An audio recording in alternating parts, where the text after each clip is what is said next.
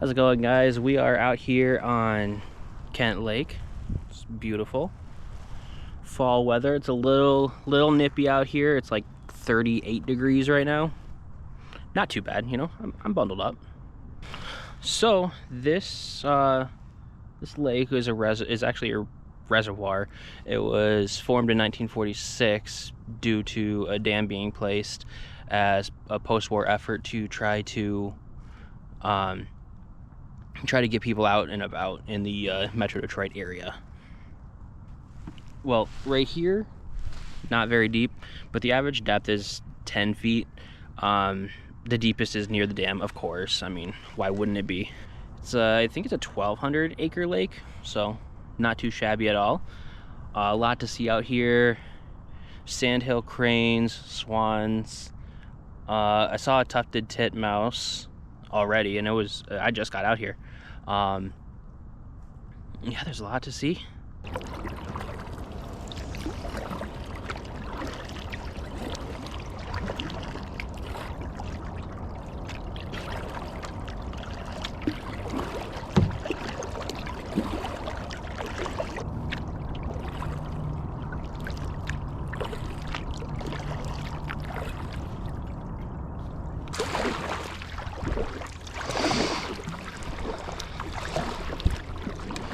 So, as you can probably see from this camera angle, it's fairly shallow here. I do like that you can see a lot more. I mean, right now, there's not a whole lot of fish activity.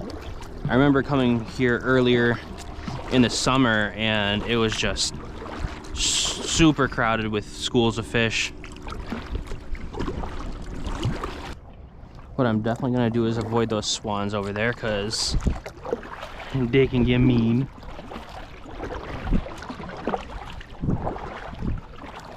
I'm hoping I can get a Sandhill crane on video, because I know I heard one earlier. They're gorgeous birds. Oh, Jesus, that's a big tree under here.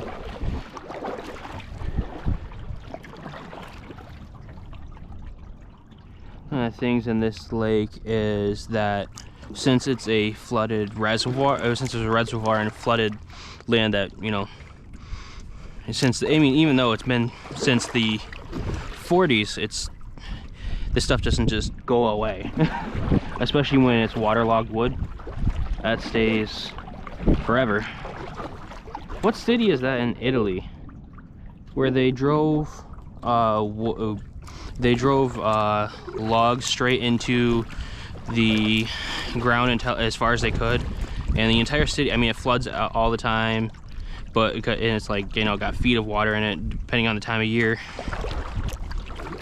Man.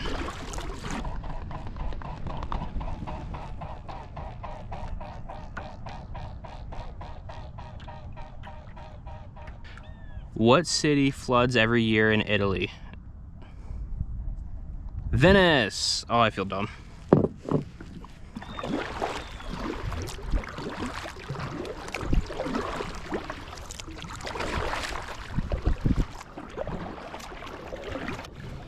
Alright, so I see some sandhill cranes, but they are a little far for my GoPro to be able to pick up from the shoreline, so I'll just cut in a video here of what I was able to take from the shoreline with my phone.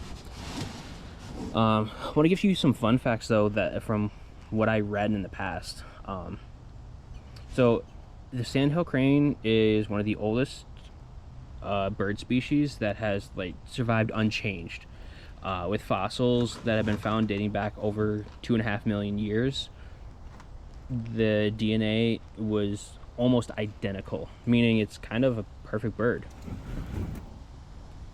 Adult sandhill cranes, like these ones right here, they are in between 3 and 4 feet tall, with a wingspan of 6 to 7 feet.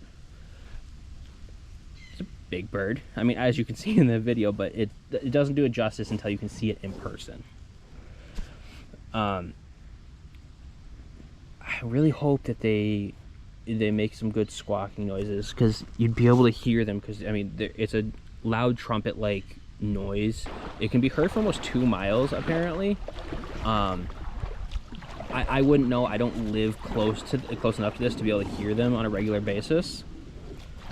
But when they're mated, it's really cool. They have a perfectly synchronized call between the two of the bonded mates.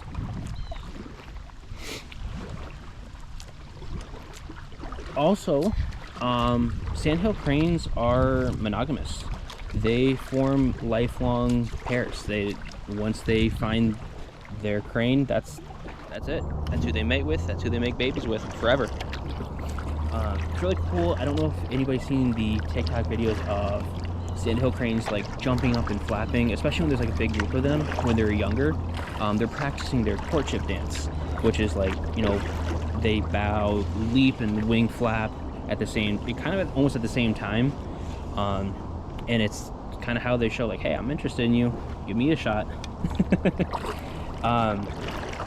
They usually lay like 1 to 2 eggs, and both parents are involved in incubating the egg to the time the baby's born.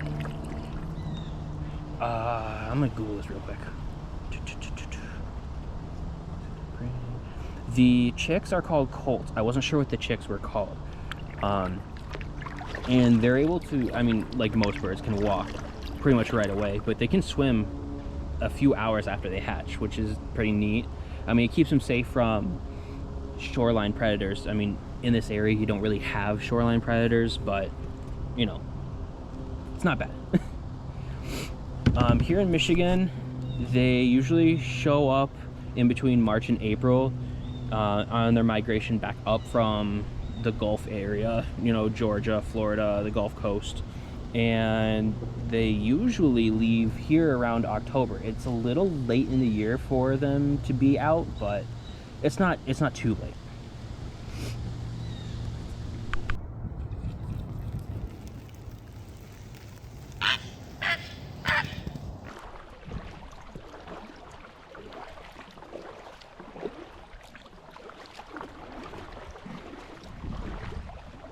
Oops, scared the ducks. Oh, I scared a lot of ducks. I'm sorry. I'm so sorry.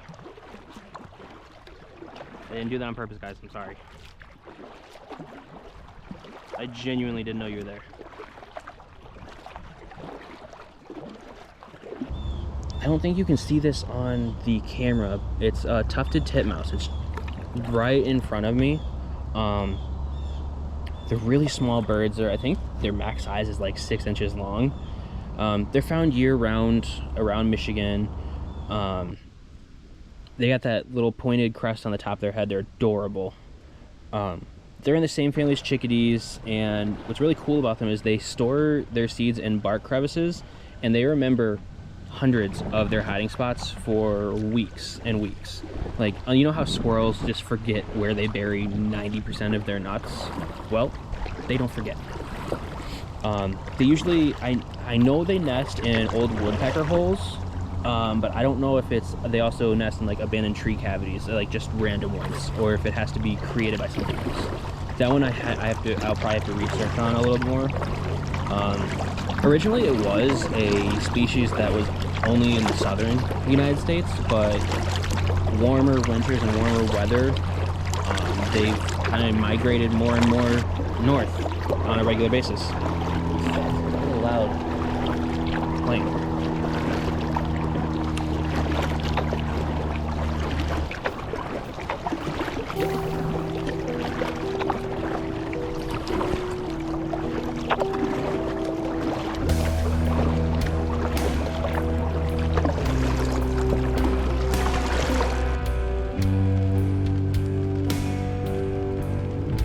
Taking a video.